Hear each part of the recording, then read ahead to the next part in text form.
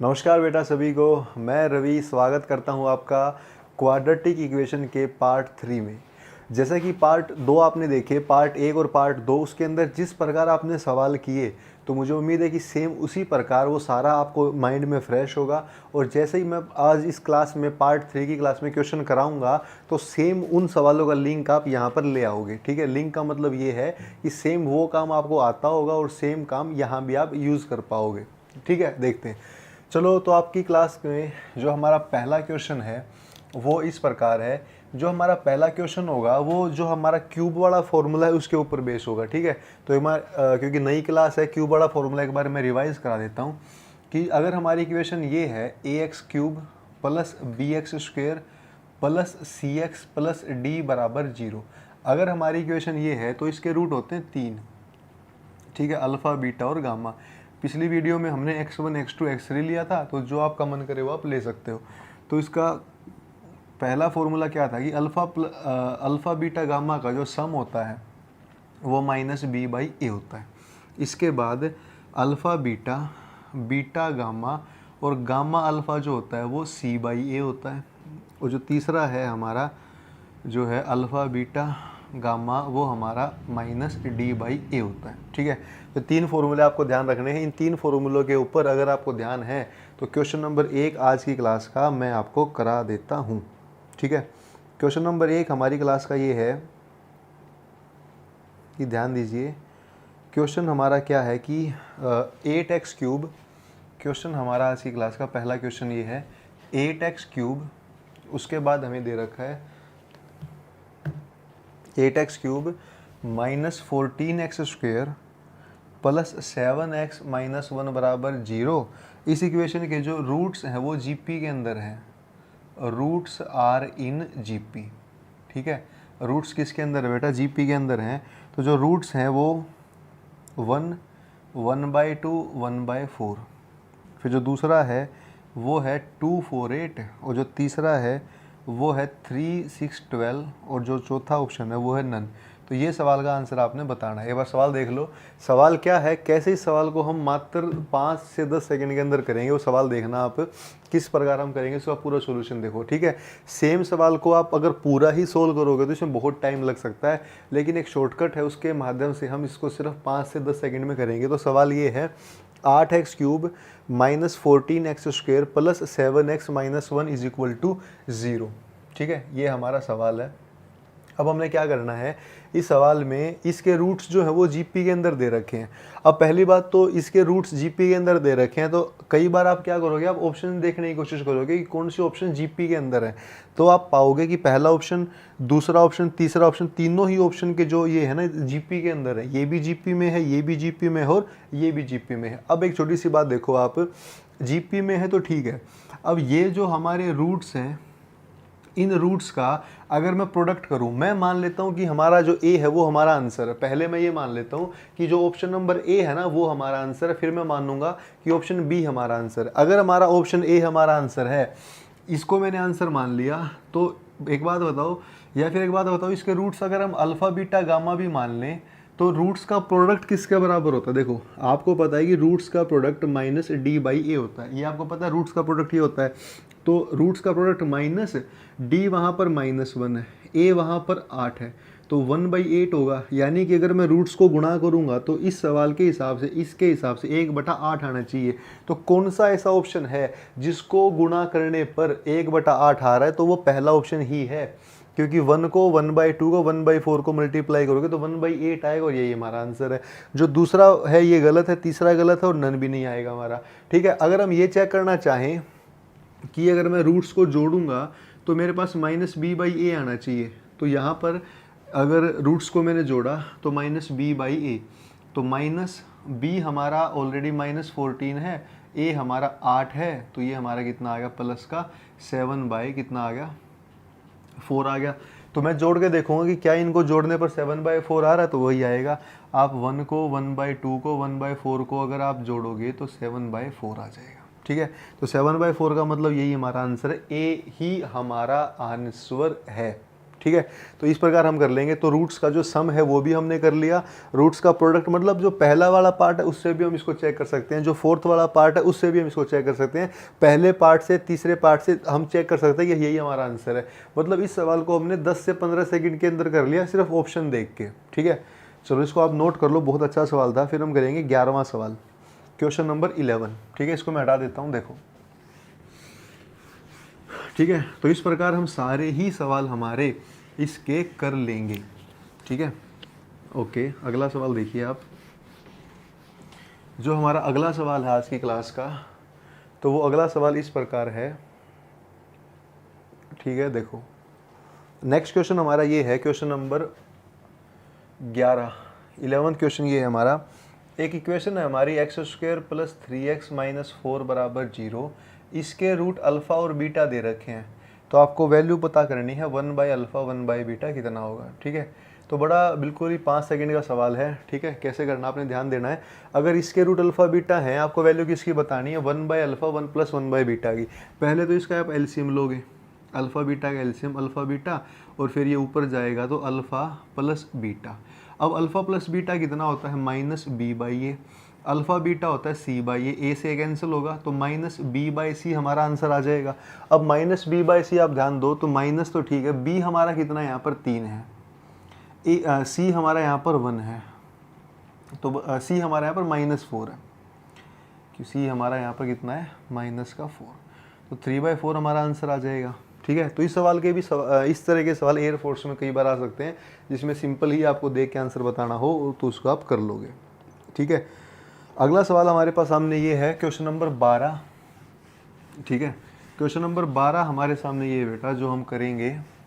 Question number 12 देखो, question number 12 हमारे सामने ये पूछा हुआ है कि एक इक्वेशन है हमारे सामने x² - x + 1 = 0। इस इक्वेशन के जो रूट्स हैं ना वो अल्फ़ा बीटा हैं। तो अल्फ़ा की वैल्यू 2009 प्लस में बीटा की वैल्यू 2009 कितना होगा, ये सवाल हमारे सामने है।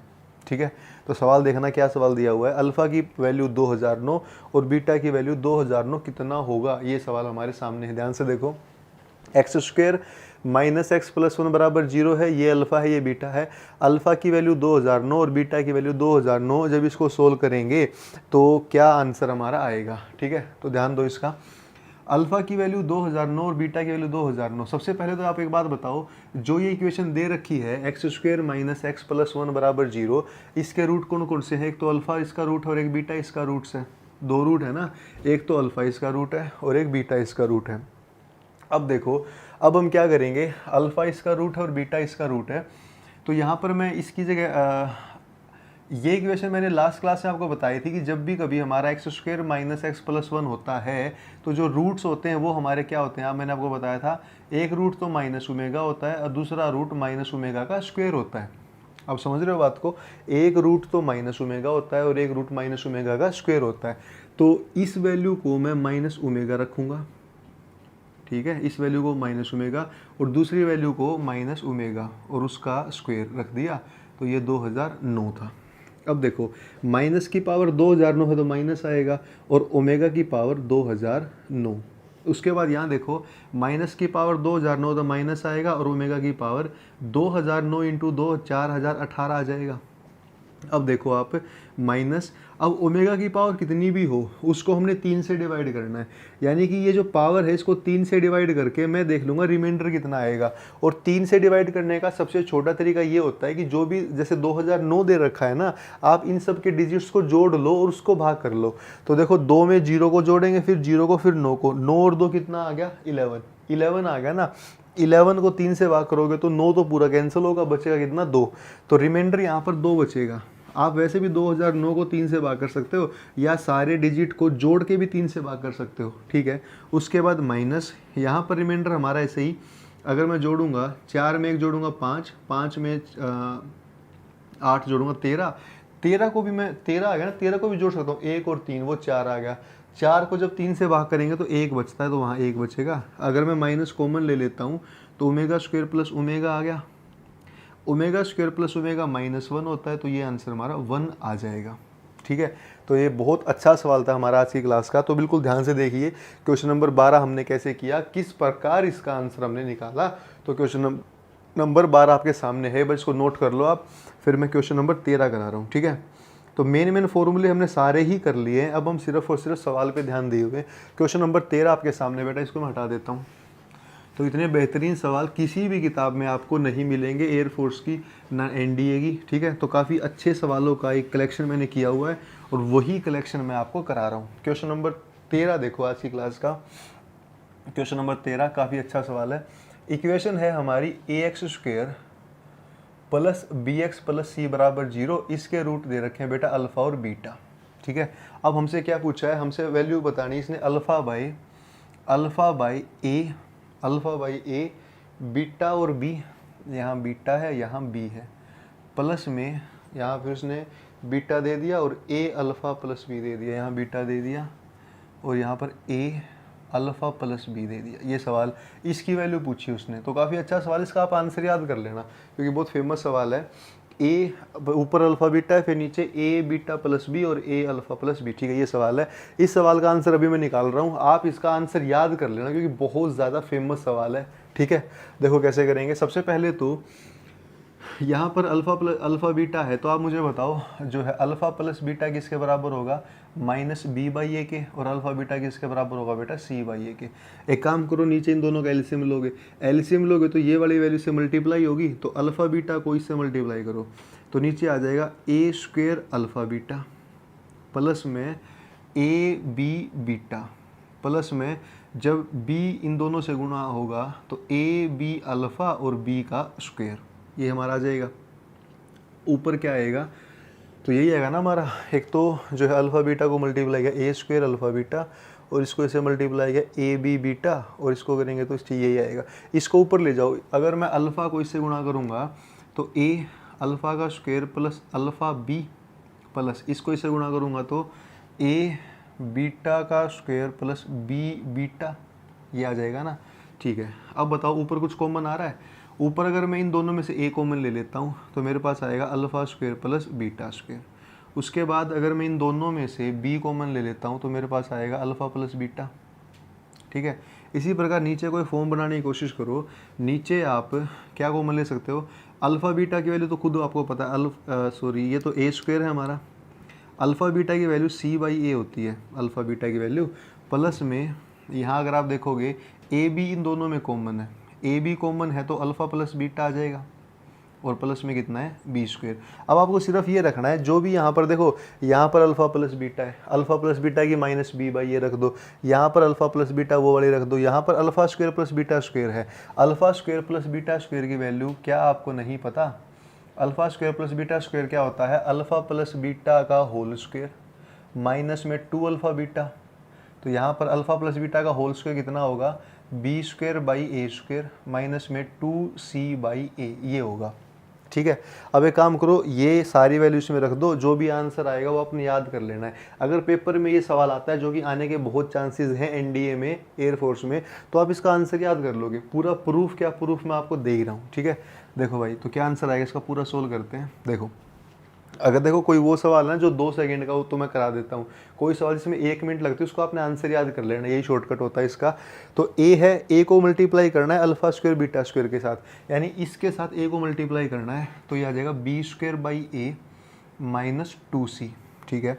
उसके बाद ये b है, b को मल्टीप्लाई करना है अल्फ़ा प्लस बीटा के साथ, अल्फ़ा प्लस बीटा के साथ b को मल्टीप्लाई करेंगे तो माइनस बी स्क्वायर बाई ए आ जाएगा, ठीक है। अपॉन में कितना आएगा, अपॉन में ये ए रे कटेगा तो ये ए सी आएगा प्लस बी स्क्वायर आएगा। फिर अल्फ़ा प्लस बीटा को ए बी से मल्टीप्लाई करना है, अल्फ़ा प्लस बीटा हमारा वो है माइनस बी बाई ए, उसको इससे मल्टीप्लाई करेंगे ए बी से, तो इसको ए बी से मल्टीप्लाई करोगे अगर तो ए से ए कटेगा और माइनस का बी स्क्वायर बचेगा, बस ये आ जाएगा, बी स्क्वायर कट जाएगा। ऊपर अगर आप ध्यान दो बी स्क्वायर ए कट जाएगा तो यहाँ पर हमारा सी से सी कट जाएगा, माइनस 2 बाई ए आंसर बचेगा। इसको कर लेना याद, ठीक है। तो बड़ा अच्छा सवाल था जिसमें हमारा काफ़ी टेक्निक का यूज़ होगा और माइनस 2 बाई ए इसका आंसर है। पूरा प्रूफ आपके सामने है, ठीक है। अगर ऐसे ऐसे इंपॉर्टेंट कई बच्चे पता है क्या दिमाग में आएगा कि सर क्या ये सवाल एयरफोर्स में आ सकता है, ये हाँ बेटा ये एयरफोर्स में आ सकता है, इसका आंसर याद क्यों नहीं कर लेते आप। ठीक है, इसका आंसर याद कर लो, इसका आंसर याद कर लोगे तो एयरफोर्स में सीधा आप आंसर लगाओगे। इसी का आंसर क्यों याद कर लें, क्योंकि ये बेटा फेमस सवाल है। ठीक है, एनडीए में आएगा तो एनडीए में आएगा तो भी इसका आंसर याद कर लेंगे। देखो इन दोनों का एलसीएम लिया, इसको ऊपर ले गए, इसको यहाँ ले गए, सोल्व करा, इन तीनों की जरूरत पड़ी। क्या अल्फा प्लस बीटा आपको नहीं पता, क्या अल्फा बीटा नहीं पता, क्या alpha square plus beta square नहीं पता। अगर सब कुछ आपको पता है तो सिर्फ हमने इसमें वैल्यू पुट करनी है। वैल्यू पुट करते ही हमारा क्या खूबसूरत आंसर निकल के आया है, -2/a। ठीक है भाई, तो बड़ा ज़बरदस्त सवाल, इसको आप आंसर याद कर लो, बड़ा फेमस सवाल है। चलो अगला सवाल करते हैं। अगला सवाल अब 2 सेकंड के अंदर हो जाएगा। तो देखो मैंने सारे सवाल मैं लेके आया हूँ, वो सवाल जो 5 सेकंड के अंदर होंगे। क्या इससे पहले और सवाल 5 सेकंड के अंदर नहीं हुए हैं? ये सवाल 1 मिनट के अंदर हुआ, लेकिन इसका आंसर याद कर लो, ये भी 5 सेकंड का ही है। ठीक है, तो हर सवाल की वैरायटी आपको मिल रही है इन सवालों में। ठीक है ना, कोई बिल्कुल ही 10 सेकंड का सवाल है या फिर जिसमें टाइम लग रहा है वो सवाल भी मैं आपको करा रहा हूँ। ठीक है ना, मैं सिर्फ वो सवाल नहीं करा रहा जो सिर्फ ही 2-5 सेकंड के हैं। थोड़े थोड़े मुश्किल सवाल भी कराने चाहिए ताकि बच्चे को पूरा कंसेप्ट भी क्लियर हो कि ये सब होता कैसे है। चलो भाई, जो अगला सवाल है वो हमारा 14th क्वेश्चन है। ठीक है, 14th क्वेश्चन हमारा 14th क्वेश्चन आसान सवाल, आप 10 सेकंड के अंदर जवाब दे सकते हो। x² + ax + b = 0। इस इक्वेशन के रूट्स हैं अल्फ़ा बीटा। ठीक है, रूट्स अल्फ़ा बीटा हैं। तो कह रहा है कि वैल्यू बता दो 1/α² की + 1/β²। तो ये वो सवाल है जो हर बच्चा बिल्कुल ही 5 सेकंड में दे सकता है इसका जवाब। ठीक है, 1/α², 1/β², बताओ कैसे करोगे। इसको हम ऐसे करेंगे, पहले तो इसका एलसीएम ले लो। इन दोनों का एलसीएम लोगे तो नीचे अल्फ़ा बीटा का होल स्क्वायर आ जाएगा और ऊपर α² जमा β²। अब ये सारे फॉर्मूले देखो मैंने आपको कराया था जब मैं इसकी पहली वीडियो बना रहा था ना, मैंने आपको पहले ही बताया था कि बेटा पहली वीडियो बहुत ज़्यादा इंपॉर्टेंट है। उसके जो 7 फॉर्मूले हैं कहीं ना कहीं हर सवाल में वो फॉर्मूले ही काम आ रहे हैं। ठीक है, तो ये देखो, अब आप बताओ α² β² होता है अल्फ़ा प्लस बीटा का होल स्क्वायर माइनस में 2α बीटा ले दे के हम हर सवाल में वही फॉर्मूले करेंगे क्योंकि फॉर्मूला है ही वो। अब अल्फ़ा प्लस बीटा का स्क्वायर बताओ, अल्फ़ा प्लस बीटा अगर मैं यहाँ निकालूंगा तो -a आएगा, अल्फ़ा बीटा में निकालूंगा तो b आएगा। तो बस ये वैल्यू रख दो a² - 2b और डिवाइड में कितना b का स्क्वायर, ये आंसर है। a² - 2b divide by b का स्क्वायर, यही हमारा आंसर है। तो बताओ कितना देर हमें लग रही है। ये तो मैं समझा के कर रहा हूँ कि हाँ अल्फ़ा प्लस बीटा ये होगा, अल्फ़ा बीटा ये होगा। जब आपकी ज़्यादा प्रैक्टिस होगी ना फिर तो आपको सोचना भी नहीं पड़ेगा कि अल्फ़ा प्लस बीटा क्या है, सीधा दिमाग में आएगा अल्फ़ा प्लस बीटा -a और अल्फ़ा बीटा b है। ठीक है ना, मतलब पेन भी नहीं चलाना इस सवाल में तो। ठीक है, अगला सवाल करो भाई। अगला सवाल जो है क्वेश्चन नंबर 15 आपके सामने है। क्वेश्चन नंबर 15 कराने से पहले मुझे आपको थोड़े कंसेप्ट कराने पड़ेंगे। तो थ्योरी देखो पहले थोड़ी। ठीक है, थ्योरी देखो, थोड़े कंसेप्ट देखो, उसके बाद हम इसको कर पाएंगे आगे। ठीक है, तो थोड़ी सी थ्योरी देखो। थ्योरी देखो 1 कॉमन रूट की, कब हम 1 कॉमन रूट निकाल सकते हैं, कब हम 2 इक्वेशन का 1 कॉमन रूट निकाल सकते हैं और कब हम इक्वेशन का 2 कॉमन रूट निकाल सकते हैं। ठीक है, 1 कॉमन रूट का क्या कंसेप्ट होता है और 2 कॉमन रूट का क्या कंसेप्ट होता है वो मैं आपको बताऊंगा, तो ध्यान दीजिए। जैसे कि 1 कॉमन रूट का ये कंसेप्ट होता है, जैसे मान लो एक इक्वेशन है ax² + bx + c = 0। एक इक्वेशन तो ये है। दूसरी इक्वेशन है px² + qx + d = 0। तो 2 इक्वेशन है, ax² + bx + c = 0, px² + qx + d = 0। इन दोनों इक्वेशन का एक रूट कॉमन है। जैसे कि इसका रूट में मान लो अल्फ़ा और बीटा है, इसका मैं मान लो अल्फ़ा और गामा है। तो इन दोनों में आप बताओ अल्फ़ा अल्फ़ा कॉमन नहीं होगे, मतलब अल्फ़ा इसका भी रूट है, अल्फ़ा इसका भी रूट है, तो अल्फ़ा ही हमारा क्या है 1 कॉमन रूट। मतलब इसका मतलब ये होगा कि एक ऐसा रूट होगा जो इन दोनों इक्वेशन का रूट होगा। यानी कि यहाँ पर जैसे अल्फ़ा जो है वो पहले वाले का भी रूट है और दूसरे वाले का भी रूट है। ठीक है, अब देखो अगर अल्फ़ा हमारा दोनों का रूट है तो अल्फ़ा की वैल्यू हमें निकालनी है। तो इसके करने के 2-3 तरीके हैं। मैं आपको एक तरीका बताता हूँ। स्टेप 1 हमें क्या करना है make coefficient of x² = same. या तो एक्स स्क्वायर का कोफिशिएंट सेम बना लो और 1, या फिर 1 बना लो। मतलब जो हमारा एक्स स्क्वायर है ना उसका कोफिशिएंट या तो सेम बना लो।